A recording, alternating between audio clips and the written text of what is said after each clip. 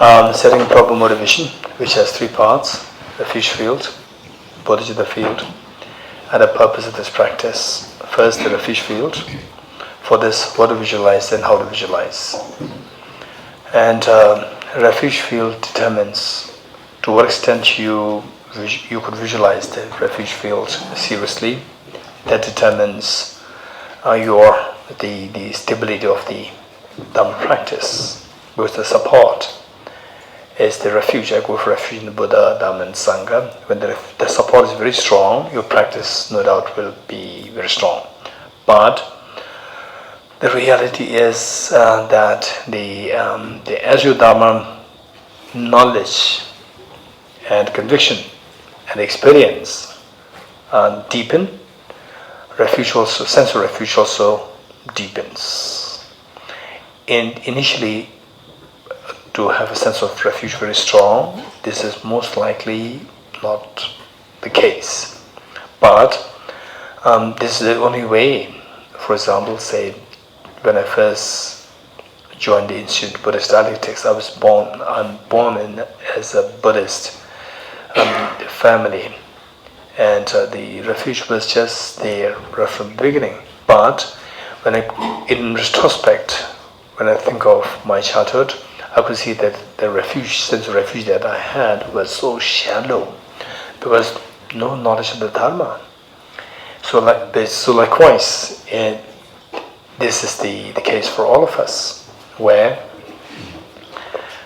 deeper knowledge, deeper conviction, more experience of the Dharma, the realizations, and deeper is your refuge. But this is how we have to start. For the refuge, visualize Buddha Shakyamuni and His Holiness the Dalai Lama and all the great masters from the Chinese tradition, Tibetan tradition, Theravada tradition, from all these great masters, from Sakya, Kaiku, Nyingma, Gelo, and if you are a Hindu, think of the Hindu god and goddesses who you really feel. Not because I'm Hindu, I'm a Buddhist, so therefore somebody should be there. It should be more like that figure, like say the Ram symbolizes the compassion to me. Or let's say Lord Mahavir symbolizes the compassion to me, ahimsa to me. It really resonates with the practice of ahimsa, the non-violence. So this is how you have to take. For example, simply because that I'm a Buddhist, it's not that anything of a Buddhist should be there in my mind. Not necessarily. The only thing is that you should grow. You should become a happier person. And for that matter, whosoever is the role model for compassion, for wisdom. So that is what we need to visualize here. What to visualize and how to visualize. Number 2. How to visualize is to visualize them as the real embodiment of compassion, as well like they are actually looking at you with so much love, care, affection, and attention. If you can do that, then the refuge really becomes very powerful and strong. Okay, so this is what we need to do. Just let us take a few seconds to reflect on this. What to visualize and how to visualize for your refuge field.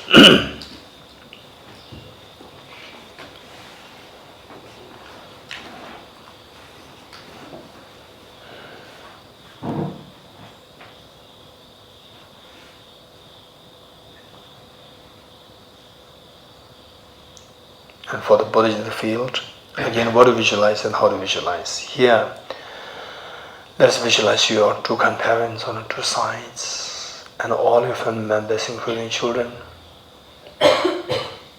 and all the dear mother sentient beings who are here in Thosamling, human beings, animals, insects, hungry ghosts, hell beings, god and goddesses, spirits, Gandharvas, and all these beings in India, in your own country, in the world, in the Milky Way galaxy, in the entire universe.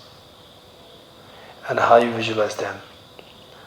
That you are like a very affectionate mother and all others are like your children. And imagine that how you as a mother we look at the eyes of each of the sentient beings with so much love, affection, attention and care, to the extent that each one of them feels themselves as so special in your eyes.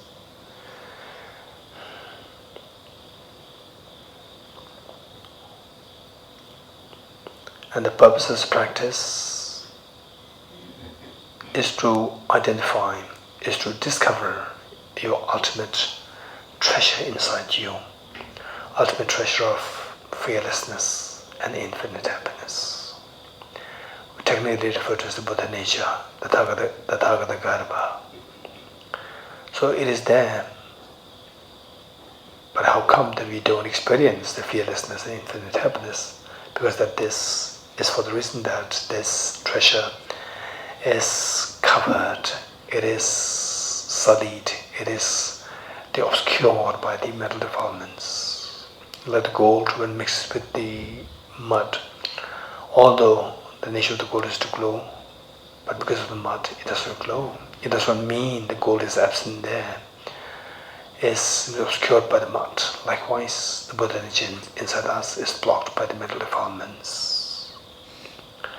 And how to remove these metal defilements? For this we need to know the nature of the metal defilements. And these mental defilements are of two kinds, the gross and the subtle. The gross one referred to as the afflictive obscurations.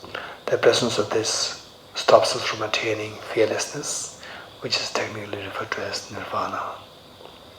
And this afflictive obscurations is of three kinds: contaminated karmas, afflictions, and active seeds. And whereas the cognitive obscuration is the subtle smell of the garlic-like mental defilements, very subtle ones, which the presence of this stops us from experiencing, cognitively being active to see all phenomena simultaneously, and also that it stops us from experiencing infinite happiness. And how to get rid of these two defilements is by resorting to a very powerful remedy. And the remedy, given that these defilements somehow, either they are the self-grasping ignorance or the offshoots of the self-grasping ignorance or the subtle stains of the self-grasping ignorance, somehow everything is rooted, connected, linked with the self-grasping ignorance. So the remedy to overcome this ignorance alone is the ultimate liberating path for all of us. What is that liberating path? The wisdom of emptiness. And this wisdom of emptiness must be complemented, even if the axe is very sharp, but if the woodcutter does not have the enthusiasm, motivation, if he is lacking the motivation, no matter how sharp the axe is, it cannot be used to cut the poisonous tree. So for that we need a very strong motivation of the Bodhicitta to cut this cognitive obscurations. And this Bodhicitta must be supported by renunciation. Unless until you have the desire to have the experience of wanting to get rid of the fears within myself, how can you possibly extend this to other beings, wishing others to be free from this fear? So to experience Bodhicitta, we must have to have the prior experience of renunciation. So with the very strong desire that I must cultivate these three things within my mind: renunciation, bodhicitta, and wisdom of emptiness, and all these three supported by very powerful shamatha or single point meditation. That as the motivation, imagine that you are leading this recitation, and all Dhyamata Sunchi means that they are joining you in this their practice, and all the Buddhist Bodhisattvas they are watching us. Okay, page 3. And tears with great compassion, you taught the immaculate Dharma to dispel all perverted views. To you, the Buddha Gautama, I pay homage. And tears with great compassion, you taught the immaculate Dharma to dispel all perverted views. To you, the Buddha Gautama, I pay homage. And tears with great compassion, you taught the immaculate Dharma to dispel all perverted views. To you, the Buddha Gautama, I pay homage. I go for refuge until I'm enlightened to the Buddha, the Dhamma, and the Sangha. By my accumulations through practice of giving and so forth, may I become a Buddha to benefit all sentient beings. I go for refuge until I'm enlightened to the Buddha, the Dhamma, and the Sangha. By my accumulations through practice of giving and so forth, may I become a Buddha to benefit all sentient beings. I go for refuge until enlightened to the Buddha, the Dharma, and the Sangha. By my accumulations from practice of giving and so forth, may I become a Buddha to benefit all sentient beings. Sanye Joda Soge Chonam Da Chanju Badu Dani Yapsu Chi Tage Jinso Gebe Sonam Ge Tola Venjire Sanye Dubaran Shu Sanye Joda Soge Chonam Da Chanju Badu Dani Yapsu Chi Tage Jinso Gebe Sonam Ge Tola Venjire Sanye Dubaran Shu Sanye Joda Soge Chonam Da Chanju Badu Dani Yapsu Chi Tage Jinso Gebe Sonam Ge Tola Venjire Sanye Dubaran Shu. I go for refuge until, independent origination. There is no ceasing, no arising, no annihilation, no permanence, no coming, no separateness, no sameness. I prostrate to the consummate Buddha, the supreme of all teachers, the one who taught this peace which is free of elaborations. I prostrate to the mothers of the hearers, the Bodhisattvas and the Buddhas, who through the knowledge of all these hearers seeking pacification to complete peace, who through the knowledge of paths cause those achieve the aims of the world, and who through the possession of omniscience have subdued and expounded variety of teachings. The one who has transformed into the reliable guide, motivated by altruism to benefit sentient beings. The teachers rather protector to your manifestations. The one who has eliminated the web of conceptualizations and is endowed with the divine bodies of the vast and the profound, who eternally shall for the forever noble light raised to you the Buddha manifestations. Inspired by wisdom and compassion, today in the Buddha's presence, I gender the mind of full awakening for the benefit of all sentient beings. Om Ye Dharma Hetu Prabhavam Hetum Desham Dathagato Yavatat Desham Chayo Nirodha Evam Vati Mahashramanaya Svaha. Om Ye Dharma Hetu Prabhavam Hetum Desham Dathagato Yavatat Desham Chayo Nirodha Evam Vati Mahashramanaya Svaha. Om Ye Dharma Hetu Prabhavam Hetum Desham Dathagato Yavatat Desham Chayo Nirodha Evam Vati Mahashramanaya Svaha. All phenomena arise from causes. The causes are taught by the Tathagata. The cessation of causes as well is taught by the grace here. Peaceful elaboration free, clear light non-composite, such as the nectar that Dharma undiscovered. Finding more in silence are eternal woods. Pure utterance, thought and expression is the professional wisdom, which is unborn, unseized and has the nature of space, is all good apprehension of self-realized wisdom. To you, the mother of the Buddhas of the 3 times obeisance. The 4 C's of Buddhist teachings. All composite things are impermanent, all contaminated things are the nature of suffering, all phenomena are the nature of emptiness and selflessness, transcending sorrow is peace. The Guru is the Buddha, the Guru is Dhamma, likewise the Guru is the Sangha. The Guru is the source of everything wholesome. I go for refuge in the Guru. By the sound of the vibrant drum of Dhamma, you liberate all beings of miseries. I beseech you to kindly remain and give teachings until the end at the expense of billions of eons. The Buddha does not watch the negativities of beings, nor does he remove their miseries by his hands. His spiritual realization to the suchness that the beings are liberated. With folded hands, I beseech the Buddhas of all directions to shine the light of Dharma for all the miseries gloom. If you are attached to this life, you are not a spiritual practitioner. If you are attached to this samsara, you have no renunciation. If you are attached to your own self-interest, you have no bodhicitta. If there is grasping, you do not have the view. Page 14. Praise to Shakyamuni Buddha. To the founder, the endowed transcendent destroyer, the one gone beyond, the fourth destroyer, completely perfected, full awakened being, perfect in knowledge and good conduct, Sugata, Lord of the world, supreme God of human beings to be tamed, teacher of the gods and human beings, to you the complete and full awakened one, the endowed transcendent destroyer, the glorious conqueror, the subduer from the Shaggy clan, I prostrate, make offerings and go for refuge. When all supreme amongst humans, you were born on this earth, you paced our seven strides and set up supreme in this world. To you who are wise, there I prostrate.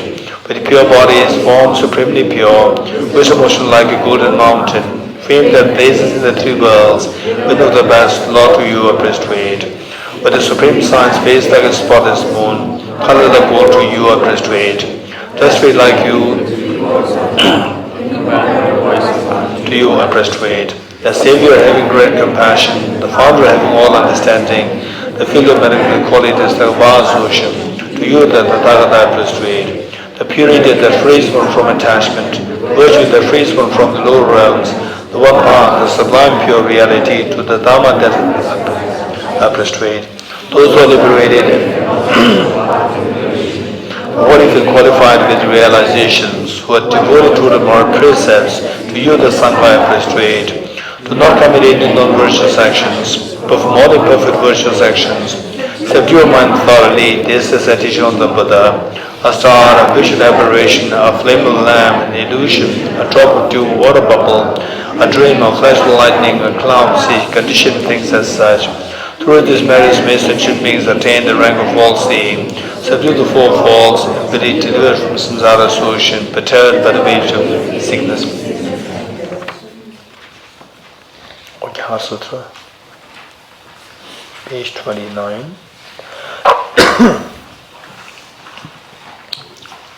Heart Sutra, the Perfection of the Wisdom Sutra.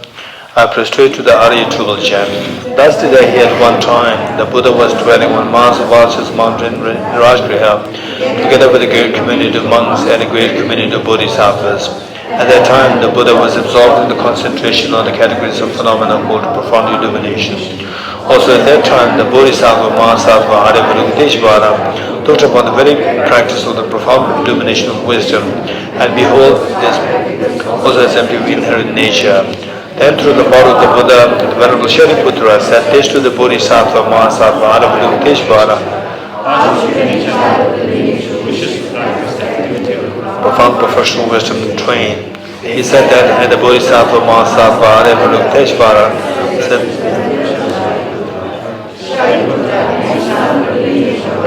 lineage who wishes to practice the activity of profound professional wisdom should look upon it like this, correctly and repeatedly beholding those five aggregates also as empty of inherent nature. All form is empty, emptiness is form. Emptiness is not other than form, form is also not other than emptiness. In the same way, feeling, discrimination, composite factors and Shariputra, all phenomena are empty, without characteristic, unproduced, unceased, stainless, not without stain, not efficient, not fulfilled. Shariputra, therefore, in emptiness there is no form, no feeling, no discrimination, no composite factors, no consciousness, no eye, no ear, no nose, no tongue, no body, no mind, no visual form, no sound, no smell, no taste, no object of touch, and no phenomenon. There is no I element, and so on up to and including no mental consciousness element. There is no ignorance, no extinction of ignorance, and so on up to and including no aging in death, no extinction of aging in death. Similarly, there is no suffering, origination, cessation of path. There is no exalted wisdom, no attainment, and also no non-attainment. Shariputra, therefore, because there is no attainment, bodhisattvas rely on and dwell in professional wisdom, the mind without obscuration and thus without fear. Having completely passed beyond error, truth becomes also manifested, completely awakened to unsurpassable, perfect, complete enlightenment and reliance on the professional wisdom. Therefore, the mantra of the professional wisdom, the mantra of great knowledge, the unsurpassed mantra, mantra equal to the unequaled, mantra that thoroughly pacifies all suffering, should be known as truth, sense, and lost falls. The mantra of the professional wisdom is declared, Yatha Om Gade Gade Para Samvade Bodhi Swaha. Shariputra, the Bodhisattva, Mahasattva should train in the profound professional wisdom like that. Then the Buddha arose from that concentration and commanded the Bodhisattva, Mahasattva, Bodhicitta, saying, well said, son of the lineage, it is like that, it is like that. Once you practice a profound professional wisdom, just as we've indicated, even the Tathagatas rejoice. The Buddha having thus spoken, the Venerable Shariputra, the Bodhisattva, Mahasattva, Bodhicitta, those around the entirety, along with the word of gods, humans, asuras, and gandharvas, were overjoyed and highly praised as spoken by the Buddha.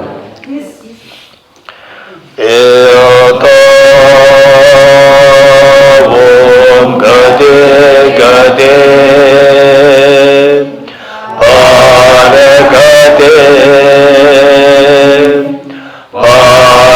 Samgate Bodhi Swaha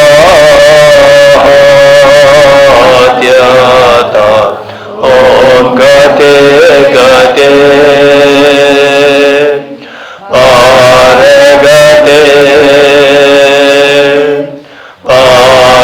Samgate Bodhi Swaha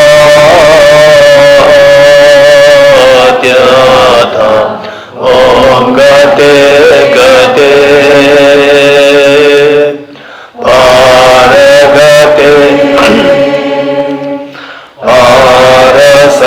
Samgate Bodhi Swaha Om Gate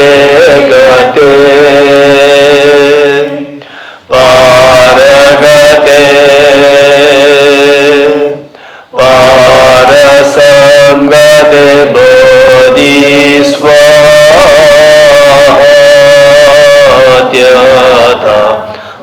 Om Gate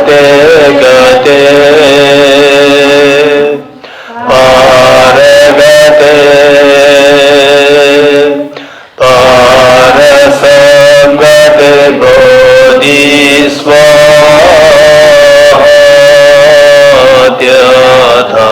Om Gate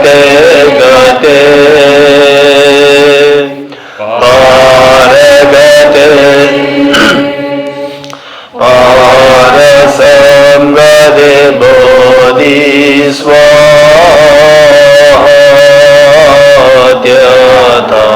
Om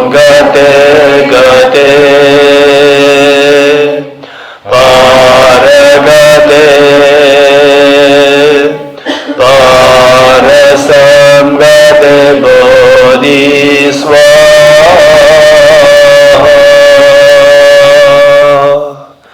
By the teachings of the three supreme jewels possessing power of truth, may any and outright hindrance be transformed, may they be dispelled, may they be non-existent, may they be pacified, may all negative forces opposed to the Dharma be completely pacified, may the host of 80,000 obstacles be pacified, may we be separated from problems, conditions harmful to the Dharma, may all enjoyments be in accord with the Dharma, may all our speech happiness, perfect happiness pervade this place now.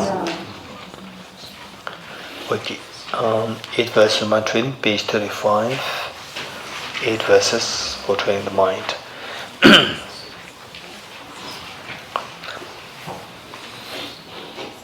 With the determination to achieve the highest aim, for the benefit of all sentient beings, which surpasses even the wish-fulfilling gem, and hold them dear at all times. Whenever I view myself as the lowest amongst all, and from the very depths of my heart respectfully hold others as superior. In all my deeds may I probe into my mind, and as soon as mental and emotional afflictions arise, as I endanger myself and others, I strongly confront them and avert them. When I see beings of unpleasant character, of strong negativity and suffering, may I hold them dear, for they are rare to find, as they have discovered as true treasure. When others out of jealousy treat me wrong with a being slander and scorn, may I take upon myself the defeat and offer to others the victory. When someone whom I have helped or in whom I place great hopes mistreats me in stoneful, hurtful ways, may I regard them still as my precious teacher. In brief, may I offer him benefit indirectly, may I quietly take upon myself all the hurts and pains of my mothers. May all this remain undefiled by the stains of the 8 mundane concerns, And by recognizing all these things, illusions, what a clinging will release from bondage. From our two collections, vast the space that I've amassed, from working with athletics, this practice for a great length of time, may I become the shield leading Buddha for all those whose minds, wisdom, minds blind with ignorance. Okay, 7 practice, page 37. I bow down to the youthful Arya Manjushri. You are the Buddha that lead lines amongst humans. You call to freedom in the present, past, and future, in the world's of 10 directions. To all of you with body, speech, and sincere mind, I bow down. With our energy, with a sense of great respect, and with as many bodies as atoms of the world, to all you Buddhas who visualize this real, I bow down. On every atom are the Buddhas numbered as particles. Each amidst the host of Bodhisattvas, and I'm confident the sphere of all phenomena is entirely filled with the Buddhas in this way. With infinite oceans of praise for you, and oceans of sound from the aspects of my voice, I sing the breathtaking excellence of the Buddhas and celebrate all of you Sugatas. Beautiful flowers and regal garlands, sweet music and scented oils and parasols, sparkling lights and sublime incense, offer to victorious ones the Buddhas. Fine dress and fragrant perfumes, scented with powder hub, all one's offerings in spectacular array, offered to you victorious ones. With transcendent offerings, peerless and vast, with profound admiration for all the Buddhas, with strength of conviction in the Bodhisattva way, offer and bow down to all victorious ones. Every harmful action I've done with my body, speech, and mind, overwhelmed by attachment, anger, and ignorance, all these are openly there bare before you. I lift my heart and rejoice in all the merits of the Buddhas and Bodhisattvas in 10 directions, of solitary realizers here still training, and those beyond, and of all ordinary beings. You who are the bright lights of the worlds in 10 directions, who attain the Buddha's omniscience through the stages of awakening, all you who are my guides, please turn the supreme wheel of Dharma. With palms together, I earnestly request you who may actualize parinirvana, please stay with us for aeons, numberless as atoms of the world, for the happiness and well-being of one resident samsara. Whatever slight merit I may have accumulated by making prostrations, offering and confessing, rejoicing and requesting that the Buddhas stay and teach, and not dedicate all this for the full awakening of all beings. A mandal offering, page 40.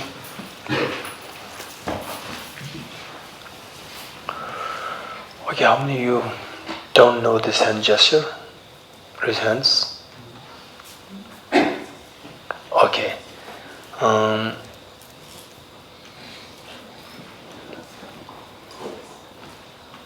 Raise hands, raise hands. Lakshmi, the gentleman right there will teach you. And okay, your name? Okay, true Lakshmi. Okay, Lakshmi, here, young Bella, teach. And anyone else? Okay, Laduna will teach the Ranjanaji there, and Srinshula there. What's your name? Kirti. Okay, Srinshula, you will teach Kirti. And Twin, you know how to do this? You teach the. Okay, anyone else? Raise hands. Okay. Your name? Rinzila. Rinzila will teach the lady there. What's your name? Rajni. And the young boy there, your name? Huh? Sunil. Okay, so you have 2 students. Okay. Padma. Sadhana. Okay, the Maria, you know how to do this. You teach sadhana. Okay, anyone else? Okay. Okay, anyone else?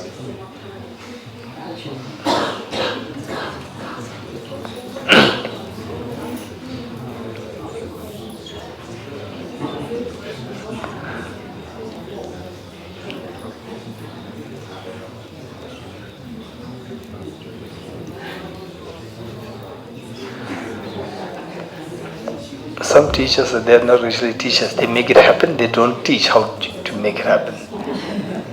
Yeah.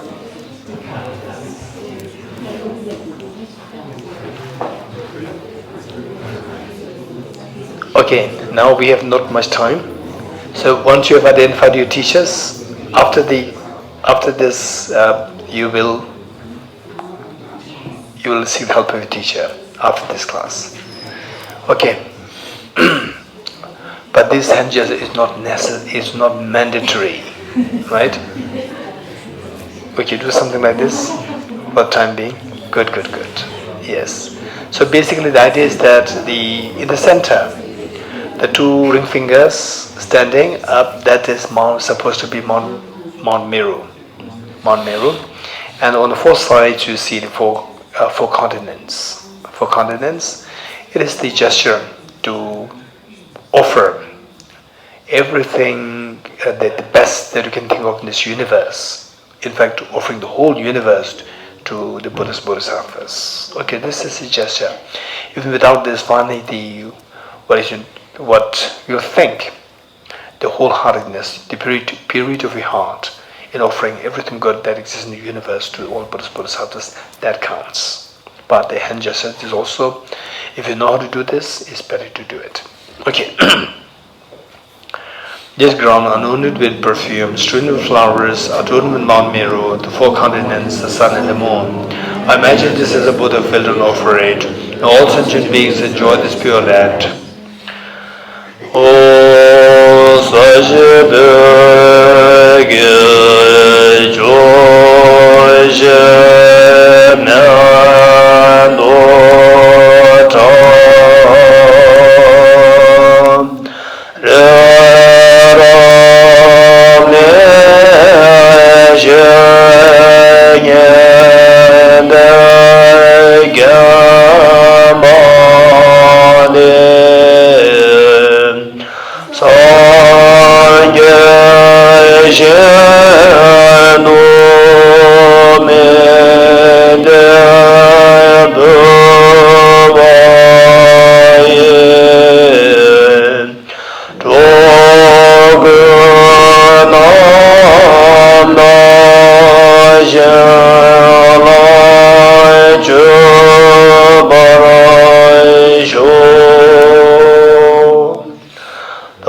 Venerable Gompa, may I be blessed that my mind is directed towards the Dharma.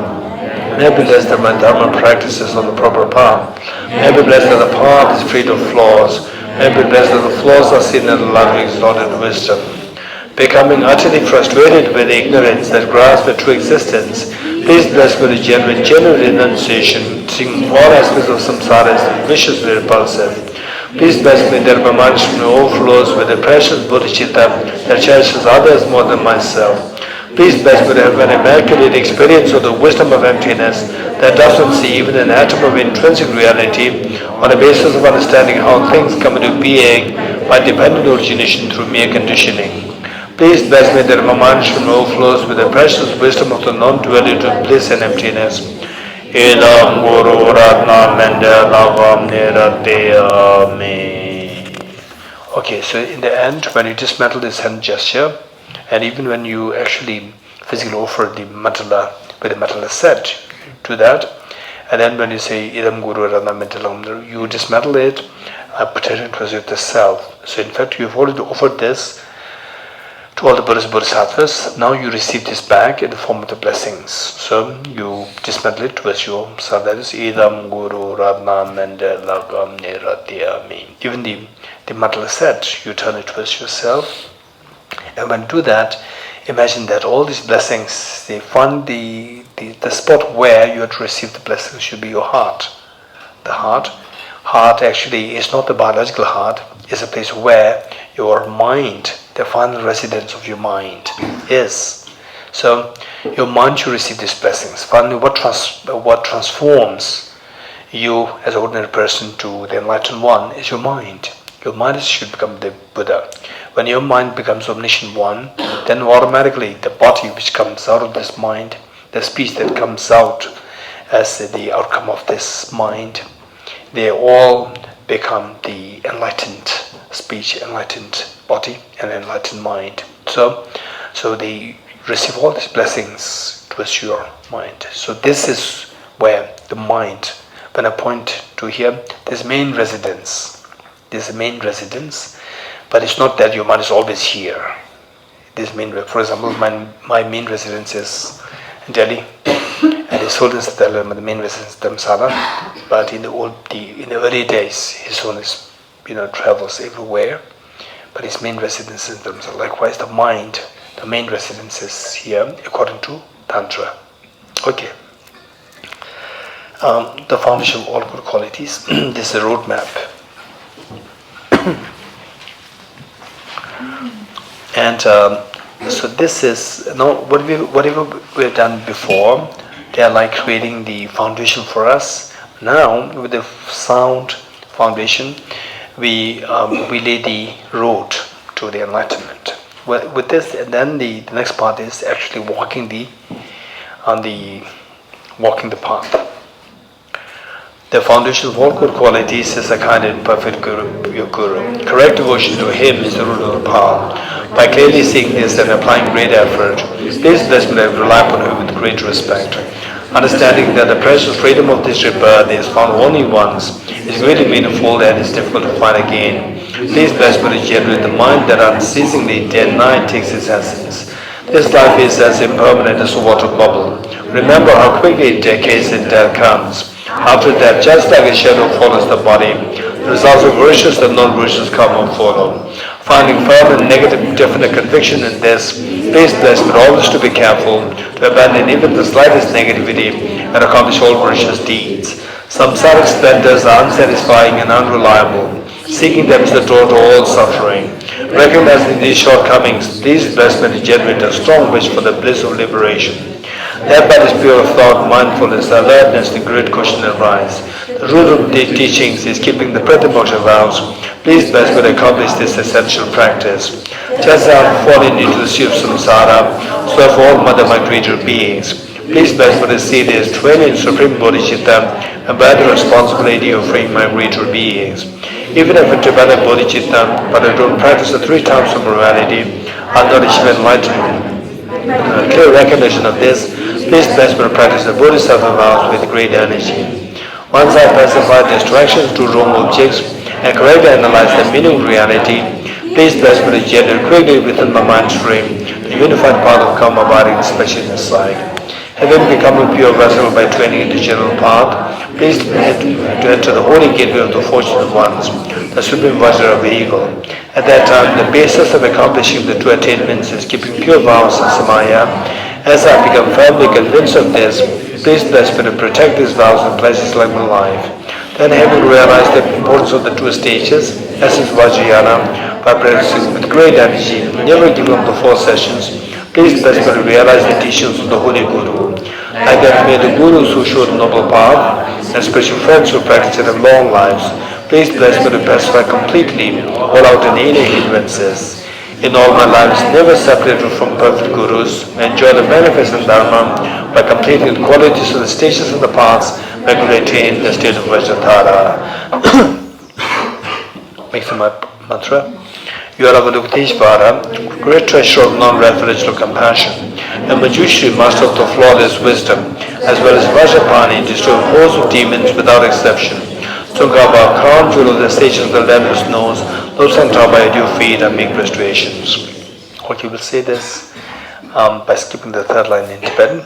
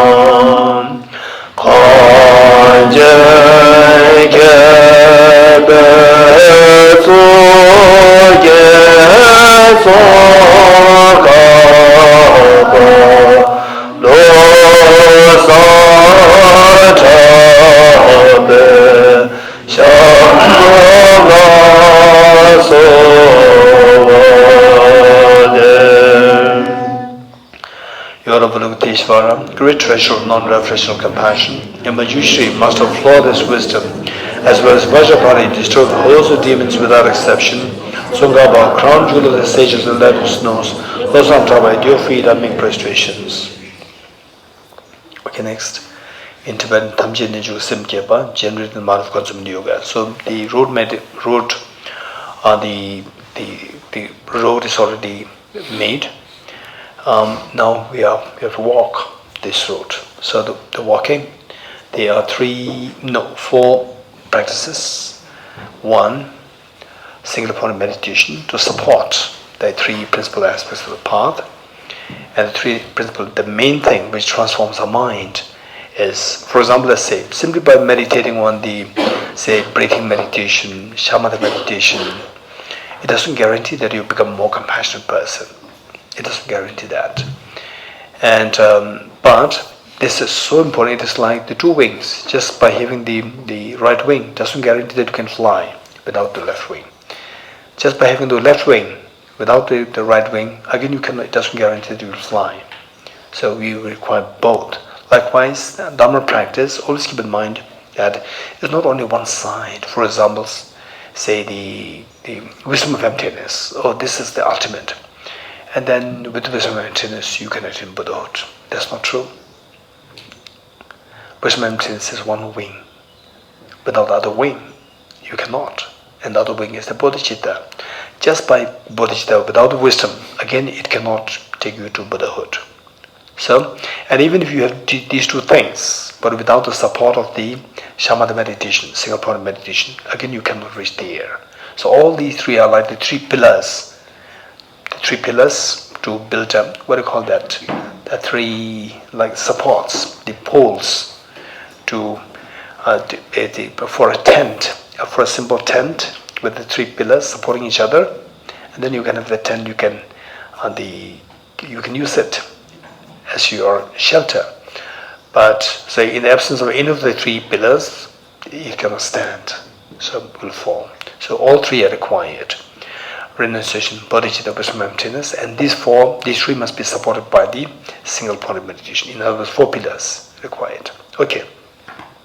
So, but this first thing that we're doing is the single point of meditation. And Ben, thank you for your bell. This is so beautiful. Okay. I know that okay, just raise your hands those who have no exposure to meditation in your life. Raise your hands. No exposure to meditation. We do not really do say like 1 week meditation, 2 weeks meditation, 10 weeks meditation, so forth. Raise hands. Once in a while I do, but then I don't do it regularly. Raise hands. Okay. Particularly those who have no idea, or strangely, in fact, I trust people very easily. So when somebody says that I meditated for 3 years, then I just take for granted the person must be so good at meditation. And one time I was surprised, not pleasantly surprised, that somebody said that I meditate every day. For how long have you been meditating? 3 years. Then I didn't ask any question. I just took for granted. One day he came to me and said that, Geshe, now in my meditation, buildings are coming up in my meditation. I said, what kind of meditation are you doing? Then I realized that 3 years doesn't mean anything. You should have an authentic lineage. Without authentic lineage, it can be very dangerous. And it can bring up a very bad habit.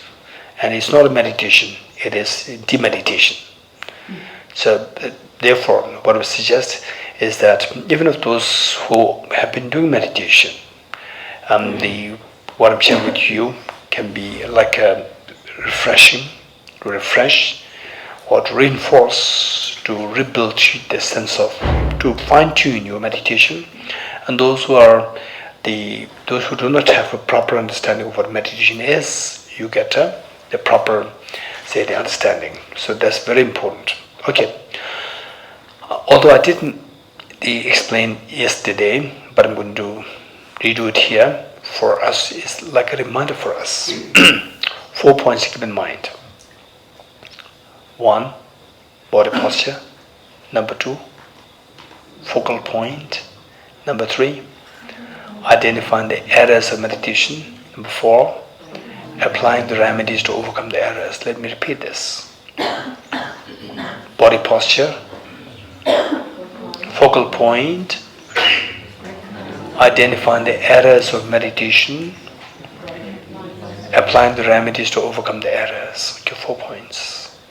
We need to remember all these 4 points to make sure that our meditation is well checked with these 4 points.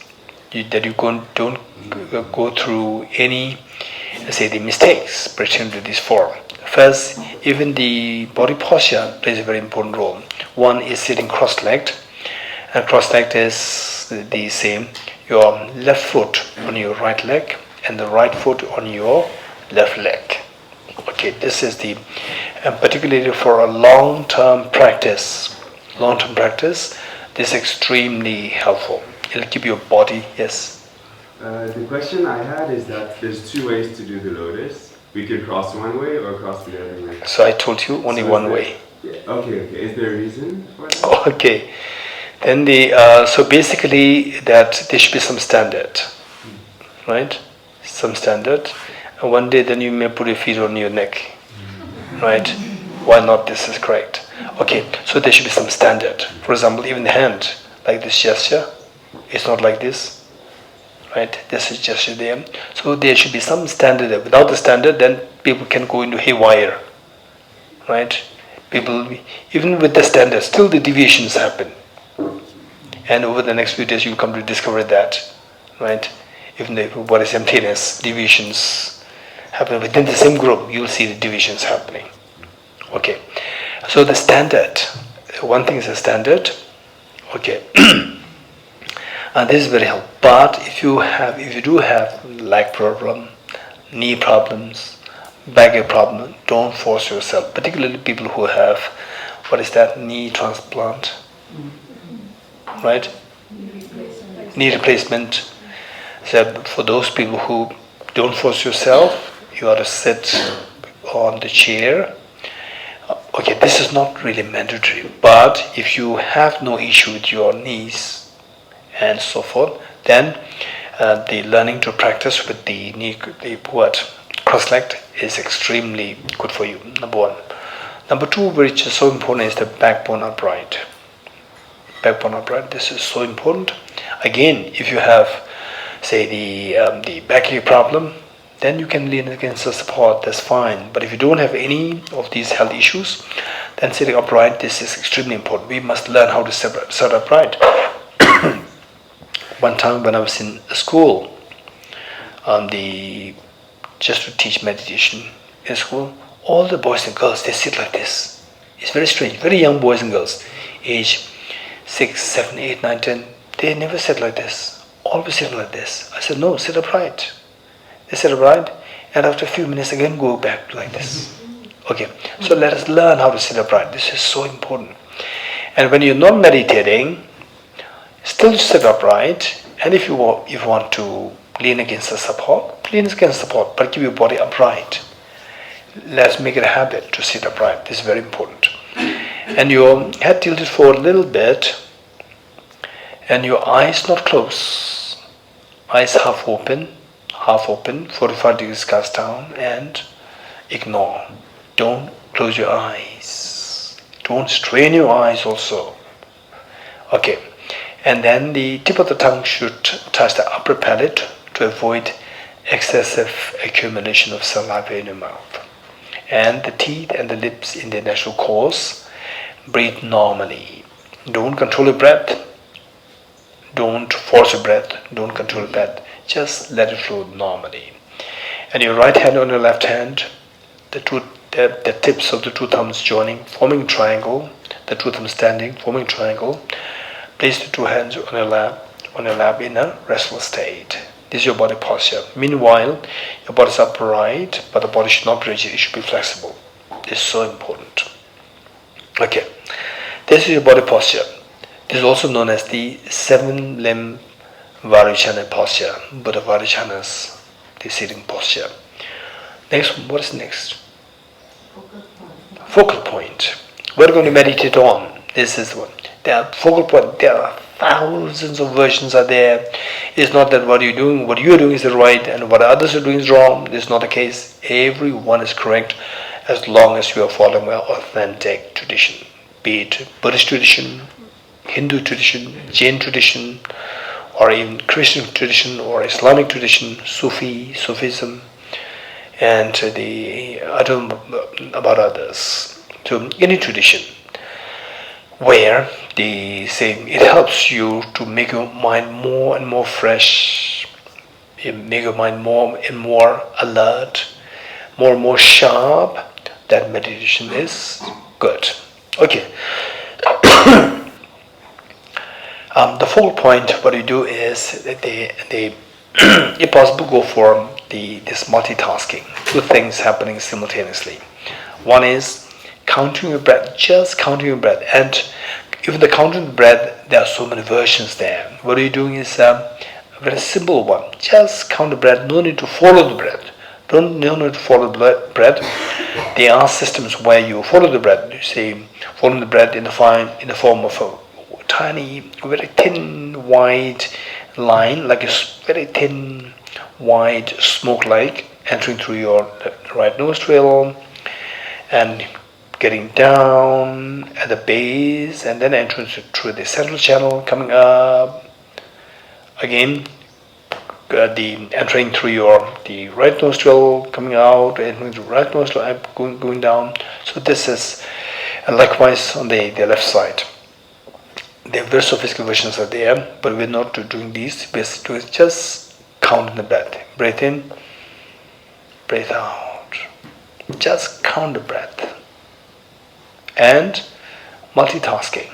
While you count the breath, you also visualize a tiny white dot like 1 mm or 2 mm in diameter, a tiny white dot between nose and upper lip. Just scratch this, scratch the position.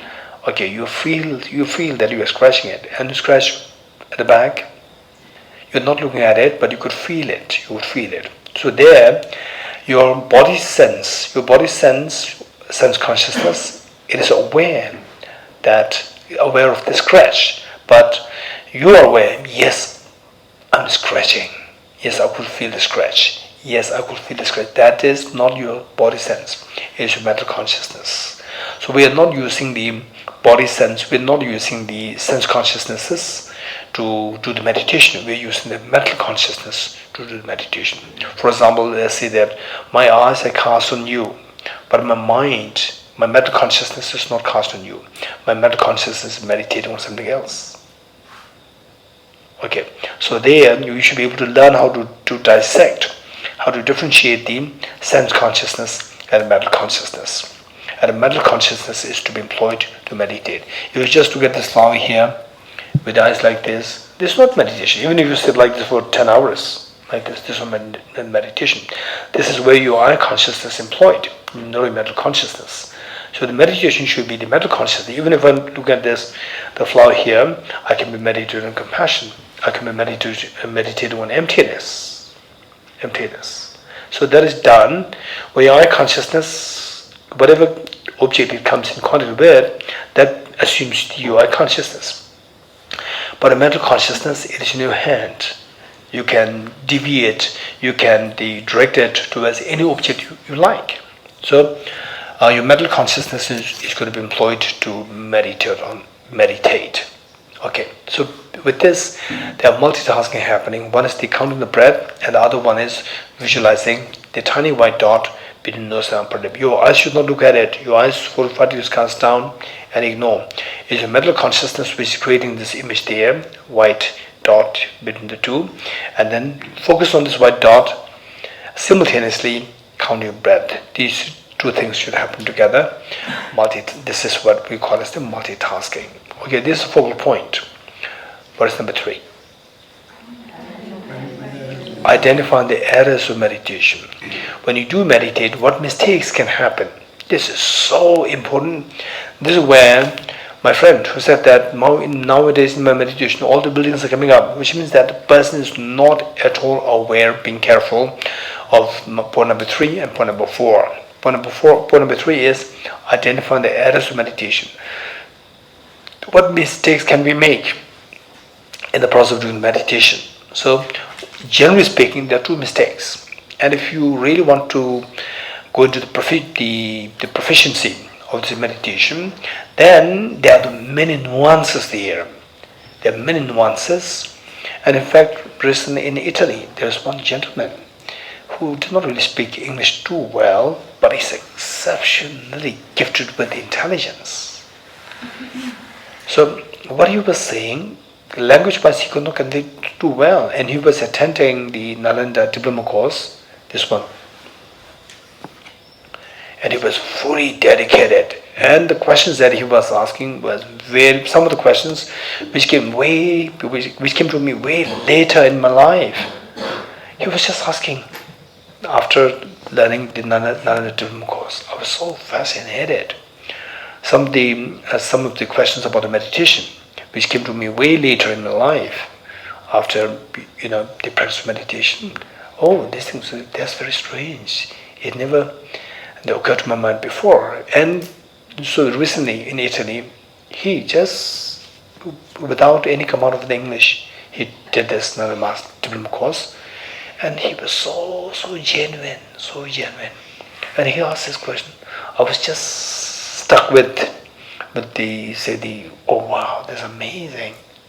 There's a great degree of intelligence inside and a great imprint of the Dharma practice. This is what I could sense in him. Okay, so what I'm saying is that he asks these nuanced questions. What I'm saying is those who want to go into proficiency in the single point of meditation and so forth, then you are bound to experientially see nuanced the errors in the meditation, nuanced errors in the meditation. These require very specialized teaching, very specialized help. For general audience, we can say the errors. One is mental excitement, and the other one is mental laxity. Mental excitement is overactivity of your mind. Mental distraction is happening. Mental distraction, discursiveness. So this is all the mental excitement, overactivity of your mind. When your mind does not sit on the meditation, the focal point, instead it wanders here and there. This is the one mistake. Another mistake is the mental laxity, the heaviness of the mind. Your mind sinks. Your mind goes to the sleep. That is the inactivity of the mind. These 2 are the major problems of the meditation. Should any of these 2 things happen, don't just, particularly with the distraction is fine. Distraction, mental laxity, mental excitement is fine. With the mental laxity, they are the subtle ones and the gross ones. With the gross ones, you just feel like dozing off. You just feel like sleeping, falling asleep. Whereas the subtle one, you could still see that you are actually doing the meditation, but there's the heaviness in the mind. A tinge of a sluggishness happens. Mental heaviness happens, and you don't feel like, even though your meditation session is, it's up, still you don't feel like getting up. These are not good indications. If you don't feel like getting up from the meditation, even the meditation time is up, still you just feel like sitting and you may look for an excuse. Yeah, I want to do more meditation. No, actually, this is the indication of your mental laxity. Mental laxity. Mental laxity is, and then if you stay in this state for long, instead of help, it can be very harmful. You feel a tinge of mental heaviness there, and like say inserviceability of your mind, and the non-pliant state of your mind feels heavy and not fresh. It's a mixture of a bliss. It's not good bliss. So that's very dangerous. So this can actually accumulate what is known as mental laxity. And accumulation of mental laxity can make your mind very dull. For emptiness, what is the path of liberation? What is the liberating path? The wisdom of emptiness. And wisdom of emptiness requires your mind to be extremely sharp and alert and fresh and extremely dexterous. Whereas when the mind becomes lax, and if you build this habit of staying in this lax state, the mind loses its rigor. The mind loses rigor. Without the rigor, you cannot get emptiness at all. So this is very dangerous from that point of view. Okay, so should these two mistakes happen, what should we do? We go for number 4. What is number 4? Applying the remedies to overcome the errors. So there are 2 remedies. One is introspection, and the other one is mindfulness.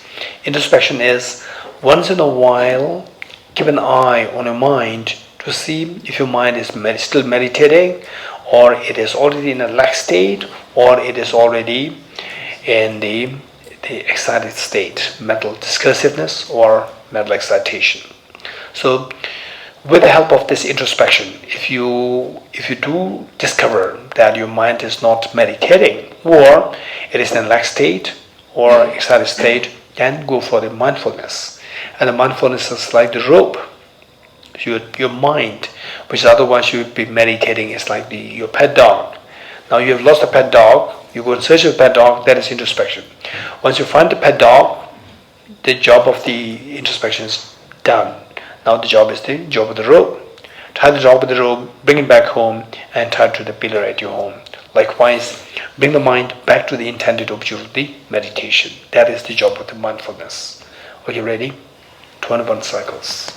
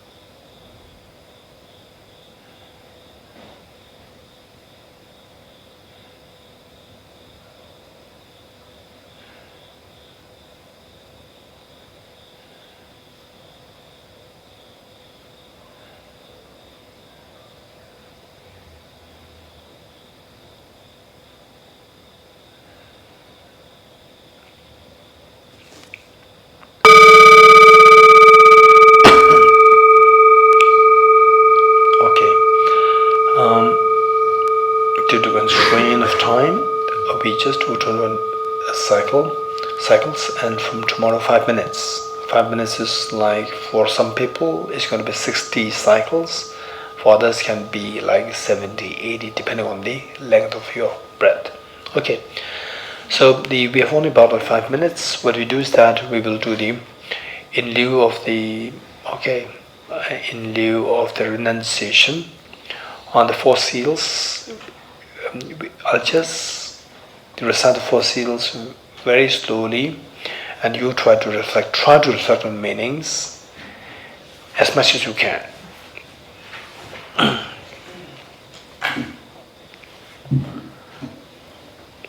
Renunciation. Renunciation is to renounce your miseries. To renounce the miseries, we need to know how to renounce the causes of the miseries. And the causes of the miseries, they are identified as misconceiving impermanent phenomena as permanent, misconceiving impure things as pure, misconceiving the miseries as happiness, and misconceiving what is selfless nature as that of selfhood. To remove these 4 misconceptions, the Buddha taught the 4 seals, subsumed. The remedy is subsumed under the first 3 seals, and the last one is the resultant state. All composite things impermanent.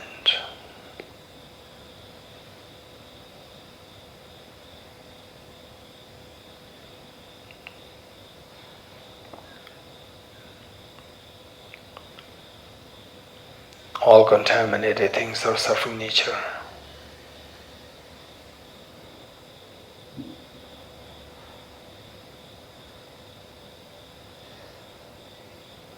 And everything is the nature, emptiness, selflessness, which we are yet to discuss. By discovering this fact, the 3rd seal, everything is nature, emptiness, selflessness, you wake up from the sleep of ignorance. And all the tension, stress, anxiety, the torments that we experience in the dream, the moment you wake up, you're freed from all these tensions, anxiety, stress, and so forth. This is the transcendence of sorrow. Transcendence of sorrow is absolute peace. Are you good with this mind? With folded hands, I will say a line of Bodhicitta, and we'll all say this 3 times together. And from tomorrow we will do the 4 vegetables in lieu of the Bodhicitta practice. But today we don't have time. And when we say this, try to say this from the depth, from the bottom of your heart. It may sound superficial, it doesn't matter. This is how we begin with any practice, including the practicing music, the musical instrument. You first begin with the very superficial, mimicking your teacher, which is so superficial, and yet there is no music coming out. Later on, you become better and better at it, and eventually beautiful music comes out of it. This is the only way by which we can practice or train in any noble things. May I become Buddha for the benefit of all my dear mother sentient beings. May I become Buddha for the benefit of all my dear mother sentient beings. May I become Buddha for the benefit of all my dear mother sentient beings. Okay, just stay in this experience of the unconditional love of Bodhicitta, the most beautiful mind which wishes to become Buddha for the benefit of all dear mother sentient beings. Okay, slowly transform this beautiful mind of Bodhicitta in the form of a spotlessly clean white moon disk, horizontally sitting with the heart. Now visualize with great compassion. You visualize that this moon that you visualize in your heart multiplies infinite number of times, and share one moon at the heart of your mother, one share it with your father, one with each one of your members, including your children, one with each of the sentient beings here in Thosamling, in this world, in the Milky Way galaxy, and in the entire universe.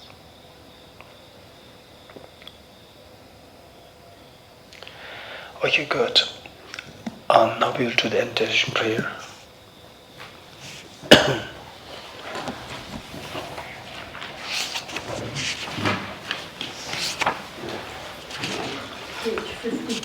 Page 52.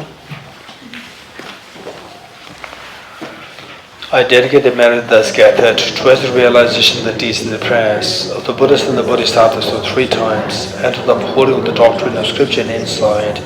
May I in all lives, through the force of this merit, never separate from the 4 wheels of the Mahayana vehicle, and accomplish all the stages of the path, renunciation, bodhicitta, perfectly in the 2 stages. From my tribulations, vast the space that I've amassed, from working with effort at this practice for a great length of time, may I become the sheep-leading Buddha for all those whose minds is blinded by ignorance.